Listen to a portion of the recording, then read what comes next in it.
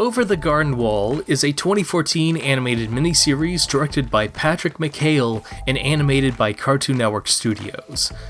It's been hailed as an instant holiday classic, but in my opinion, I think it's also a legitimately great cartoon in its own right, with a fantastic voice cast, genuinely hilarious dialogue, well-crafted characters, and subversive reveals with a specific thematic message behind them. Whether it's October or November or any time of the year that feels right, you should watch Over the Garden Wall because it's an amazing experience in Western animation. The whole series is only 10 episodes long, but it's exactly the right length that it needs to be, because this way it forces the story to have a tighter sense of direction with a specific, precise vision.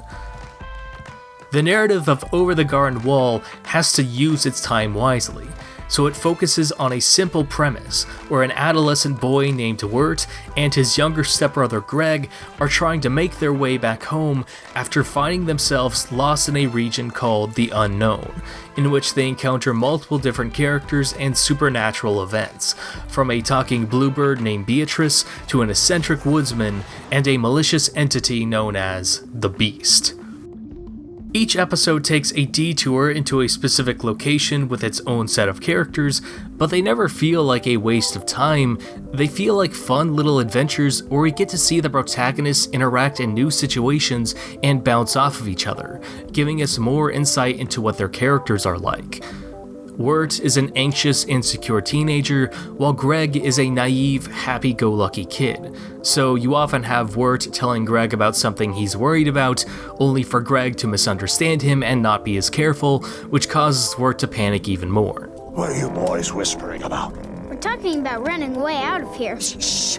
Shh. Shh. When I say that Over the Garden Wall is one of the funniest cartoons of its time, I mean it, because I'm not just talking about stuff like this. I was thinking more like flat out stealing from him. What? No way. Why not? We already stole a horse. Hey guys, No, we didn't. Fred's a talking horse. He can do whatever he wants. I want to steal. I'm talking about stuff like Wirt forcing an entire episode to take place at a schoolhouse just so he can prove a point to Beatrice, how they keep giving the frog a different name all the time, or Greg almost leaving Wirt behind in Pottsfield. The series lets itself have a lot of fun, which makes the writing feel organic and in the moment, while providing the story with plenty of levity to make its darker scenes feel all the more impactful. A lot of fan discussion for this cartoon tends to be dominated by theories trying to find a logical explanation for the unknown, with questions like, was it all a dream? Are they time traveling? Or were they really in purgatory or some part of the afterlife or something? And frankly, I think those takes are really, really boring. Like, what are those guys gonna think of next? That there's a secret reason why all the frogs act like people on the ferry boat? First of all, a setting called The Unknown is a lot more interesting to me when there isn't a specific answer behind everything. And second of all, it's not really that kind of show. If you're going into Over the Garden Wall expecting it to be this edgy, macabre experience where something tragic or horrible happens at the end, you're not watching the right kind of series, because Over the Garden Wall is trying to do the complete opposite of that. Yes, there are supernatural entities and genuine threats to the protagonists, but the story isn't trying to confirm the audience's fears, it's trying to subvert them.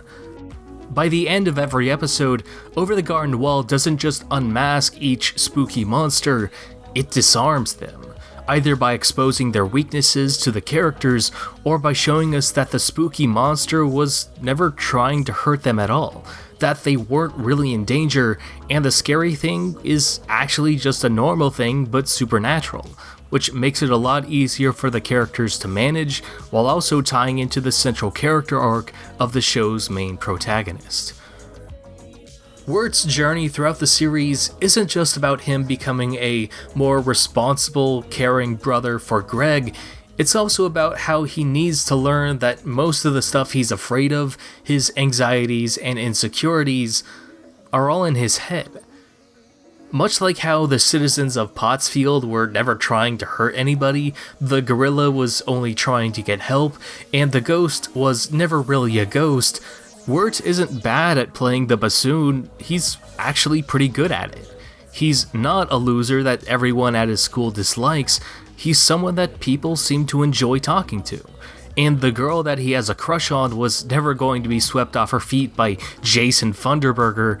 Rather, she might actually be interested in Wirt herself. Over the Garden Wall isn't about how messed up it would be if two kids got sent to the Shadow Realm or whatever. It's about confronting your fears in a way that's pragmatic and useful. It's not saying that you should simply be brave, it's saying that once you take a closer, honest look at the situation you're in, the things you're afraid of might not really be that scary. And sometimes you can even find the power to overcome them. Based upon what I've learned about the show's production history and original pilot episode, Over the Garden Wall could have been a full-length animated series like Flapjack or Adventure Time called Tome of the Unknown, where the characters spend a lot of episodes going on a more complicated adventure plot and search for pages of a mystical book after making a Faustian bargain. But honestly, I think that the miniseries we got is actually a lot better.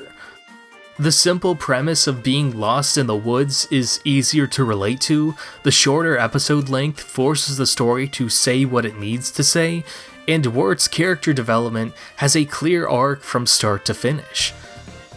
Again, if you want a horror story, you'll have to go looking someplace else, because while Over the Garden Wall might play around with horror elements, it's ultimately more interested in subverting the audience's dread to make authentic statements about fear and anxiety.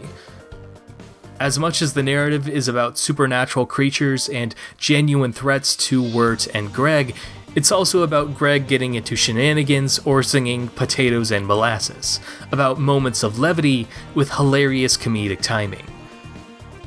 It's a show about a surreal landscape, the darkness of autumn, and encountering despair, but rising to meet that despair with hope and empowerment. This isn't just an instant holiday classic, it's one of the best animated TV shows of the 2010s, with hysterical dialogue, satisfying character development, and cathartic subversions that speak to how most of the things you're afraid of, your anxieties or insecurities, might not be so scary after all. That you're not as small, you're not as weak, and not as much of a loser as you think you are. If you want an amazing experience in Western animation, you should definitely watch Over the Garden Wall.